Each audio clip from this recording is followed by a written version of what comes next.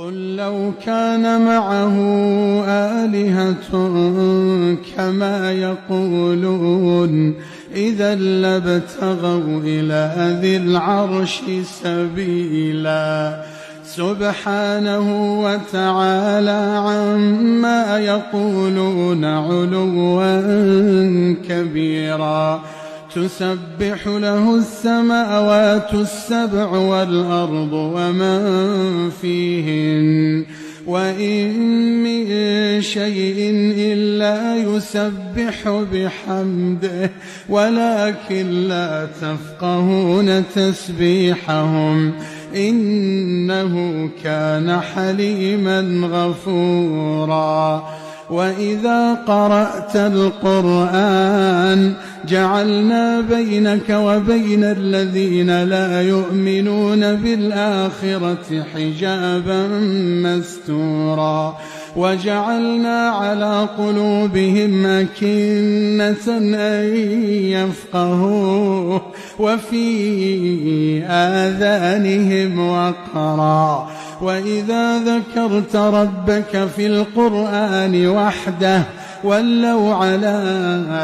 أدبارهم نفورا نحن أعلم بما يستمعون به إذ يستمعون إليك وإذ هم نجوى إذ يقول الظالمون إن تتبعون إلا رجلا مسحورا انظر كيف ضربوا لك الأمثال فضلوا فلا يستطيعون سبيلا وقالوا أئذا كنا عظاما ورفاتا أئنا لمبعوثون خلقا جديدا قل كونوا حجارة أو حديدا أو خلقا مما يكبر في صدوركم فسيقولون من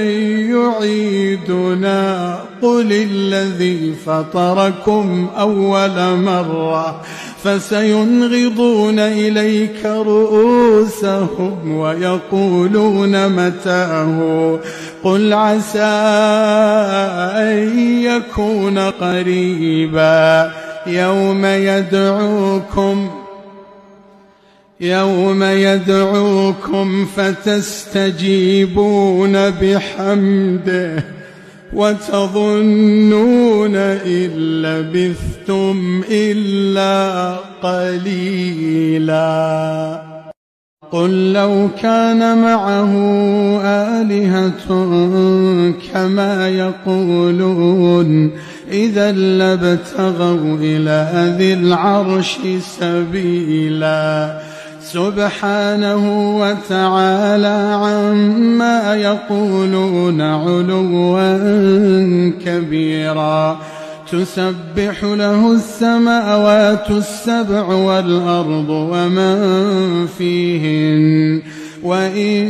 من شيء إلا يسبح بحمده ولكن لا تفقهون تسبيحهم إنه كان حليما غفورا وإذا قرأت القرآن جعلنا بينك وبين الذين لا يؤمنون بالآخرة حجابا